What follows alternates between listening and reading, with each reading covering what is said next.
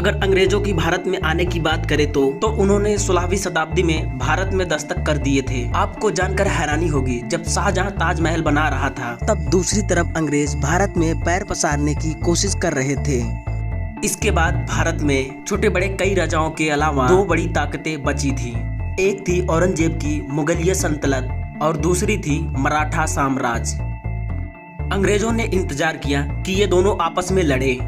अंग्रेजों ने इसके कई प्रयत्न भी किए और इसके सालों बाद अंग्रेज धीरे धीरे विविध जगहों पर भारत में सत्ता में आने लगे और उनकी यह मंशा कामयाब होने में 100 से भी ज्यादा साल लग गए और ऐसे साल आया 1800 का। तो चलिए दोस्तों, आज इस वीडियो में हम जानते हैं कि सन 1800 से पहले भारत कैसे था।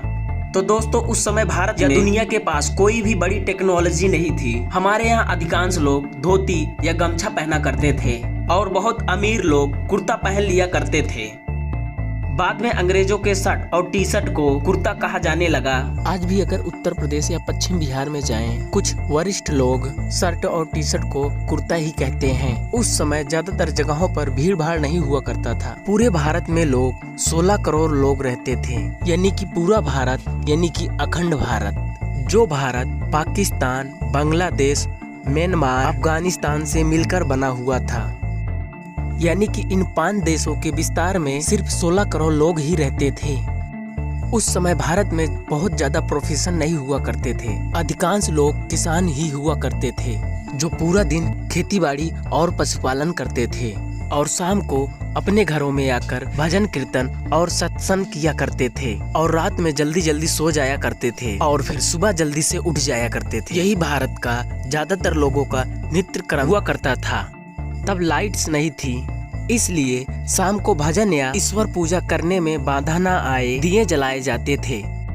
कुछ लोग दूसरे कामों को भी संभालते थे, जैसे कि कुम्हार, धोबी, लुहार, सुनहार, ये सब। लेकिन जब इनका दिन खत्म हो जाता था, ये भी शाम को यही क्रम अपनाते थे। ये तो हुई गांव की बात। उस समय इतने गांव थे भारत में कि गांव को ही रिप्रेजेंट करते थे भारत को। शहरें बहुत कम हुआ करते थे। अगर शहर की बात करें तो ज्यादातर लोग मिलों में मजदूरियां किया करते थे। उस समय लोगों का काम बहुत मेहनत का काम हुआ करता था, क्योंकि उस समय तो बिजली ना थी और ना ही आजकल की आधुनिक टेक्नोलॉजी। भारत में बिजली सन 1880 में आई और इस साल भारत में बिजली की शुरुआत हुई। लेकिन भारत के गांव-गांव में बिजली पहुंचने में और भी कई साल लग गए। एक डेटा के अनुसार सन 1800 के आसपास एक यूरोपियन की कलर की सैलरी 40 पाउंड थी, वहीं पर एक आम इंडियन की तनख्वाह 40 गुना कम थी। और दोस्तों, इससे आप अंदाजा लगा सकते हो कि भारतीय किसानों की क्या आयु रही होगी। ऊपर से किसान हर साल बाढ़ और सूखे लगान की मार झेलते थे। दोस्तों, उस समय कुछ तबक्का भी हुआ करता था, जिनमें से सब नहीं, लेकिन कुछ लोग हमेशा इसी फिराक में रहते थे, कैसे भी करके अंग्रेजों के साथ दोस्ती हो जाए। और कुछ अमीर अपनी सूझबूझ के, अपनी स्किल के माध्यम से ठीक ठाक पैसा कमा लिया करते थे। आज के समय में बीमारियां आम हो गई है, लेकिन उस वक्त भी कई बीमारियां मौजूद थी, जब कोलेरा और प्लेग आम थे। इन बीमारियों का कोई दवाई नहीं थी और इनके सामने लोग बेबस थे। अधिकतर दिक्कत डिलीवरी के टाइम हुआ करता था और जानकारी के अभाव के कारण कई महिलाओं को डिलीवरी के टाइम मौत हो जाती थी और इसके कारण कई सारे बच्चों की पैदा होते ही मौत हो जाती थी। अगर बात करें उस वक्त के कुछ चुनिंदा लोगों के, जिसे खुश कह सकते हैं, बस वही लोग थे जो अच्छे किंगडम में रहते थे या तो अमीर थे।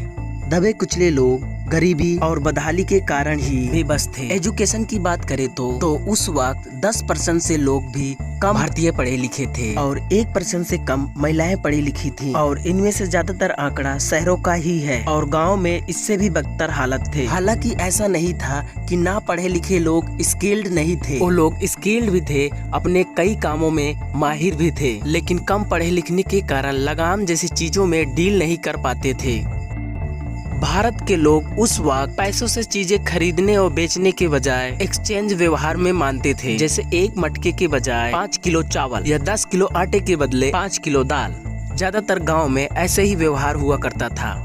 चीजों के बदले चीजें दे दिया जाया करता था और ऐसे गांव में सभी लोगों के पास सब कुछ पहुंच जाया करता था और खासकर गांव से अनाज बाहर बेचने के लिए जाने की जरूरत नहीं पड़ती थी। तो दोस्तों 18वीं शताब्दी का भारत कुछ ऐसा था। उस समय कुछ चीजें बहुत ही अच्छी थी, कुछ बहुत ही खराब, और ऐसा लगभग हर समय में होता है। हर समय में कुछ पॉजिटिव कुछ निगेटिव एक साथ ही पाए जाते हैं। तो आपको कैसा लगा पहले का भारत, और अगर आप उस वक्त के किसी चीज के बारे में जानते हो तो हमें कमेंट्स में जरूर लिखें।